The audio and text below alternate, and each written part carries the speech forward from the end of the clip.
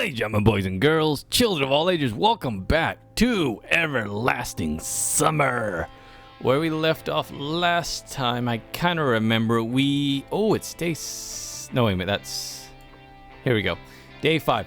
Yeah, we saved, Electronic... his buddy. And he's still crazy. We did it by ourselves. Sylvia didn't come with us. And, he warned us about voices or something.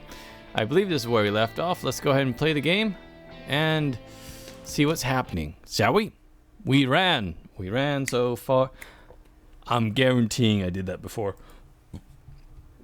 Ran with our last strength. Look at those who ran for their precious lives. Like a doomed person, knowing that there is no hope to save his life, will still fight the inevitable of his own fate. He will not go quietly into that darkness. I barely managed to close the heavy door behind me. I have no idea how deep this bomb shelter is, or if it's able to withstand a nuclear blast, but we have no other place to hide. She didn't come with me. She gripped my hand tightly. Who? Don't be afraid.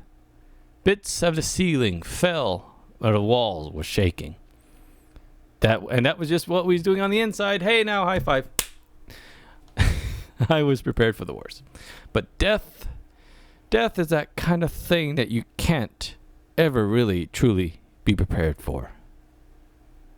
But suddenly, complete silence fell. It rang even louder than the explosions. Again, because someone didn't come with us. Ellipses! I'm now talking to Ellipses. Finally, Ellipses has a voice. Maybe it's time to say goodbye.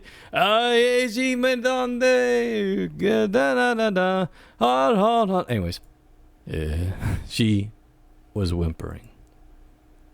I wanted to confront her somehow, but I wanted to argue about the dinner we had last night. No, I wanted to comfort her somehow, but realize that there's nothing I could do. By the way, something I could do right now is I just realized this is probably making noise. There we go. So sorry about that. And there should be a pop-up coming here shortly in the upper right. Anyways, when it does, I'll close it. But realize there's nothing I could do. Yes. You know I will always love you. What? A horrible bang almost split my eardrums. It seemed that I'm under a piece of collapsed ceiling, but I don't feel any pain. All I want to do is not let her go. Again, no one came with me, so that story's kind of... No one loved me. I woke up in a cold sweat, short of breath and gasping for air. Wait, was that purse always there? It took me some time to come to my senses. It was a dream. It was just a dream. My questioning mind, however, refused to believe it. Then again, because you're in the past with, a bunch of teenagers that you never met before. I didn't want to let go of her hand so desperately. Sadly, I couldn't recall her at all. But she had at least one hand. That we do know. She had a voice and at least one hand. The clock was showing 5 minutes past 10. Excuse me. That sound effect was in the game, not me, and the other thing was me drinking. I slowly came to my senses as reality started to stake out its claim on my mind, and my stomach foully growled. All right, war's war, but lunch should be served in due time. It turned out that Olga wasn't there. She must have decided not to wake me up before she go. Well, thanks goes out to the camp leader for this. After yesterday's adventure, I need to rest. Last night was what remained a blurry memory, which I couldn't really... Shurik, that's his name, was fucking insane. Let's go kick his ass. Come on. It's now more important to find something to eat and wash myself. Exactly. Minus the burp there, excuse me. That's the whiskey. Because a pioneer must always be clean and tidy. Though I would agree that the principle, even if I wasn't a pioneer, in fact, I am not. But regardless, hey, your buddy's insane. I would sleep with one eye open. On the way back on the washboards, on the way to the washstands, I met Electronic. He stood there, waved his hand, and ran up to me. Good morning. Thank you for finding Shirk. Without him, he completes me. What? It's nothing. I was a bit embarrassed. No, really, don't be shy. The country must be proud of its heroes. And what about Shirk? How did he, look this morning? A tad bit crazy, suicidal, Jack Nicholson in The Shining, maybe? Is he alright? After yesterday's craziness, I thought such a question was completely valid. Yeah, absolutely. The only thing is he can't remember anything. Can he? Or can't even. I was surprised at all at this point. He says he went to the abandoned camp yesterday and then woke up in bed this morning with his pants off. Which is completely normal. What? Oh, and remembers nothing between the two.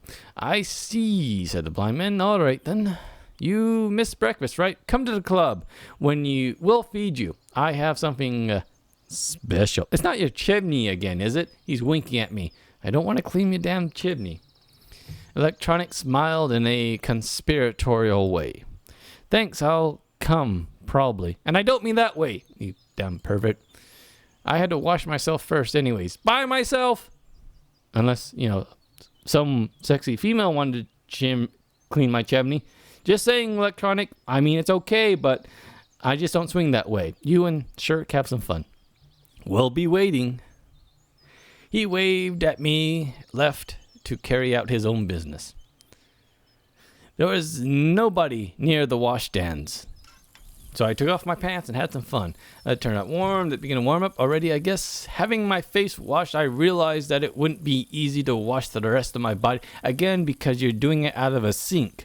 I actually had campfire showers, is what I call them. When you heat up a bucket of water, or a pan of water, and let me adjust my mic here.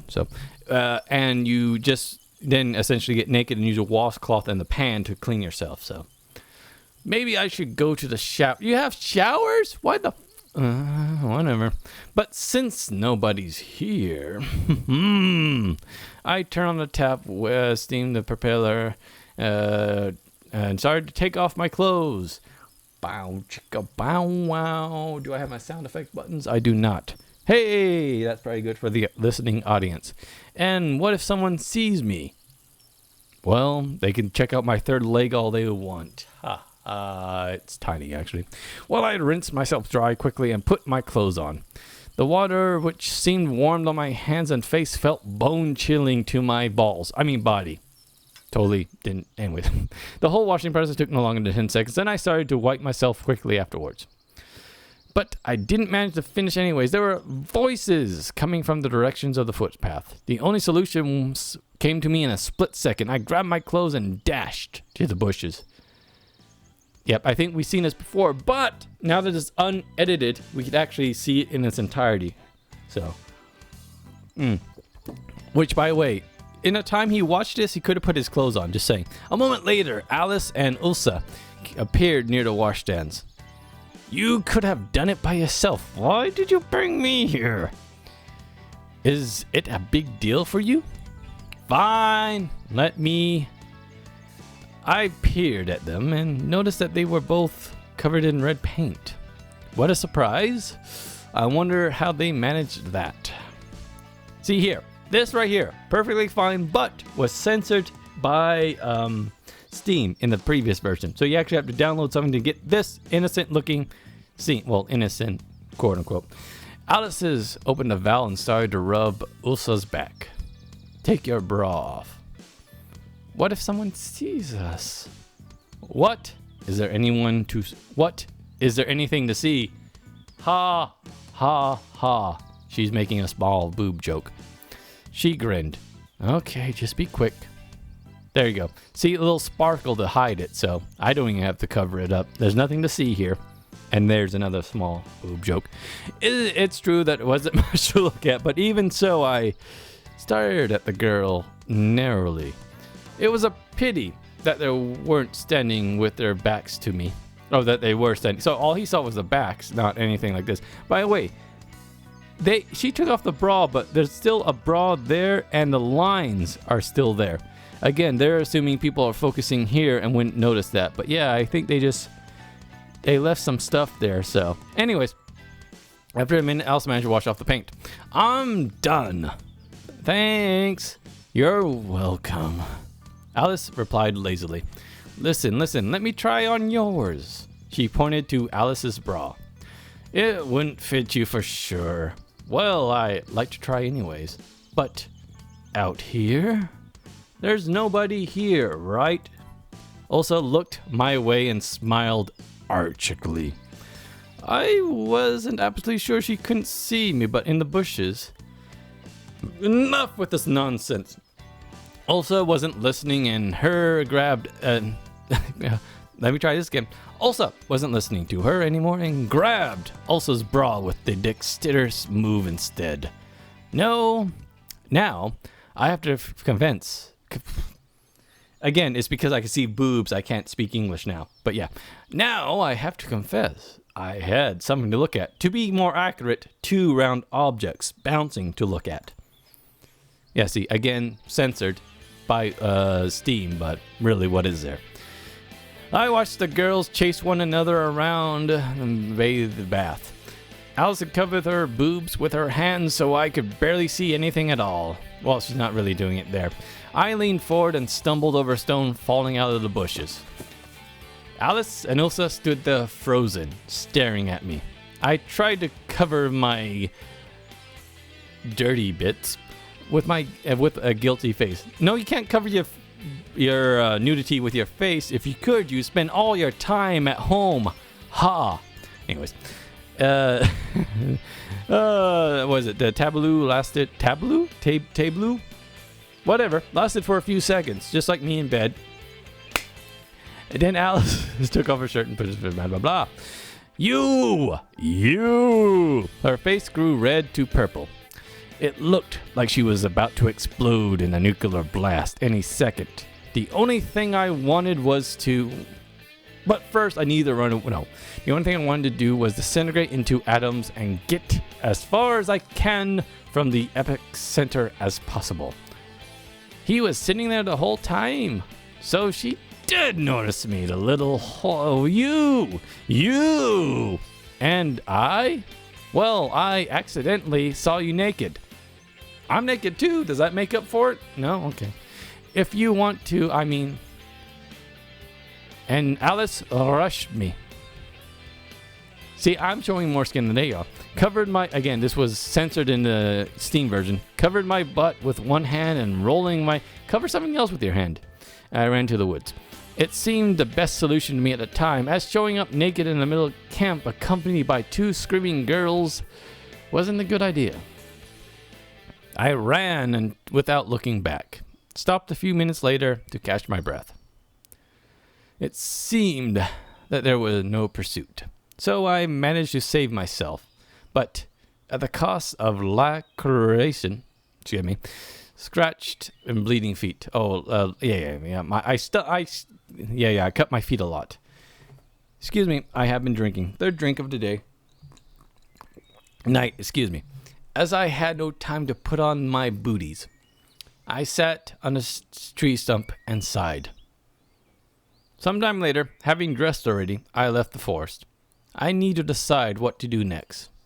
My feet were hurting, so I should go straight for the infirmary. But on the other hand, my stomach isn't going to wait either.